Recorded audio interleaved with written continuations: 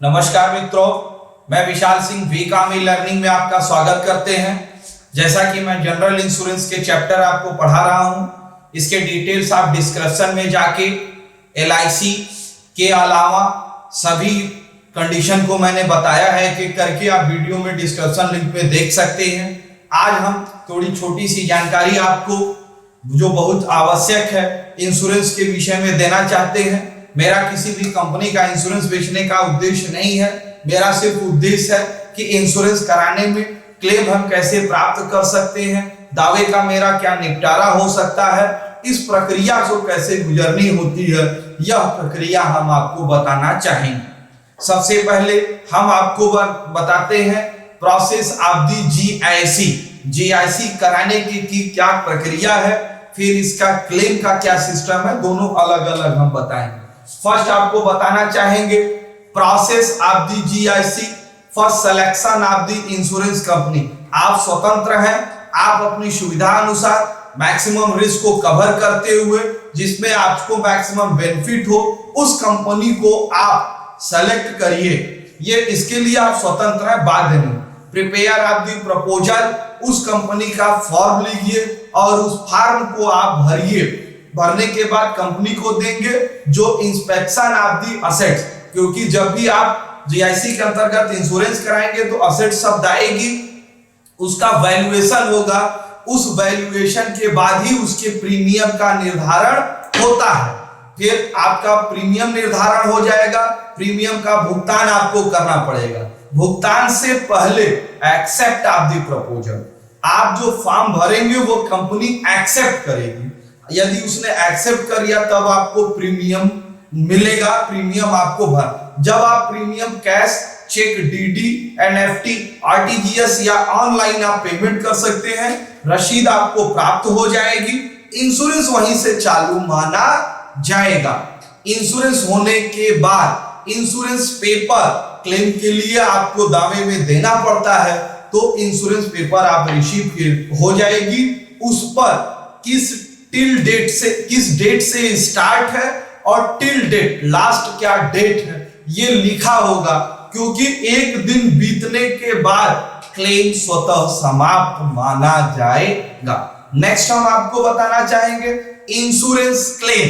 Insurance या कोई दुर्घटना होती है तो आप अपने नियरेस्ट ब्रांच में तुरंत फर्स्ट इंफॉर्मेशन देंगे कि आपके साथ क्या कैजुअलिटी उसके साथ हुई है। सेकेंड, उस कंपनी का हमेशा क्लेम फॉर्म आता है, क्लेम फॉर्म पर आप अपना बिजनेस का टोटल जो भी लॉस है उसको आप अपना नेम एंड एड्रेस सारी चीजें भरेंगे, ID प्रूफ करेंगे।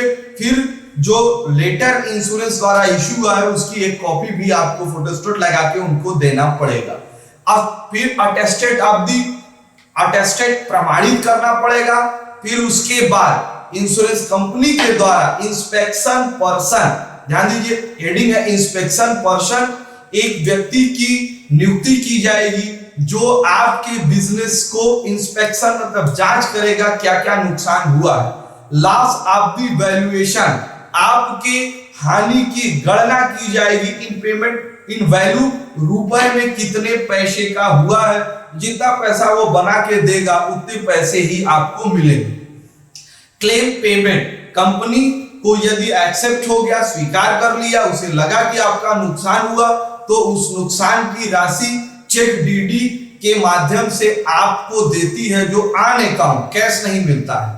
यह ध्यान रखिएगा, आपको मिलेगा, आप अपने खाते में प्राप्त कर सकते हैं। सेटिस्फैक्शन बाय दी कोर्ट, कुछ मैटर में ऐसा होता है कि पार्टी उस क्लेम अमाउंट से संतुष्ट नहीं होती है, तब वह उस पैसे को स्वीकार नहीं करती है।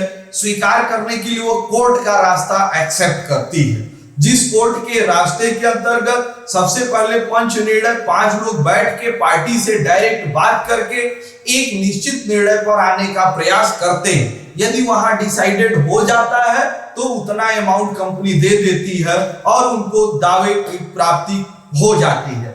नेक्स्ट, अगर उसके बाद भी नहीं होता है तो कोर्ट में जाते हैं। कोर्ट जो निर्णय देता है वो कंपनी और दोनों पार्टी को स्वीकार करना पड़ता है। नेक्स्ट है दावे का निपटारा। दावे की निपटारे में कुछ कंडीशन है वो हम आपको बताने। उसके 3 कंडीशन है। क्लेम कैसे सेटिस्फैक्शन को पूरा किया जाएगा। फर्स्ट है डबल इंश्योरेंस। यदि आपको नेक्स्ट वीडियो में मैं आपको बताऊंगा री इंश्योरेंस या डबल इंश्योरेंस, ये मेरा नेक्स्ट वीडियो होगा। शॉर्ट जानकारी देना, एक ही बीमा को 2 बार किया जाता है तो वो आनुपातिक रूप से दोनों कंपनियां उसका भुगतान करेंगी। शॉर्ट इंश्योरेंस, यदि शॉर्ट इंश्योरेंस कोई भी असेट से आपकी 10 लाख की है, आपने उसका वैल्यूएशन 5 लाख लगाया है तो आपको क्लेम 10 लाख पे प्राप्त नहीं होगा। थर्ड है any chance loss of the insurance. यदि एनी चांस एक बार से अधिक आपके बिजनेस में लॉस होता है तो उस लॉस की पूर्ति बराबर अमाउंट आप प्राप्त करने की लायबिलिटी नहीं है, कंपनी देने का दायित्व नहीं बनता है। मींस यदि एक कंपनी को एक वर्ष में 2 बार लॉस हो गया, 3 बार लॉस हो गया तो वह बीमा के पेमेंट को घटा सकती है, यह उसका राइट माना जाता है।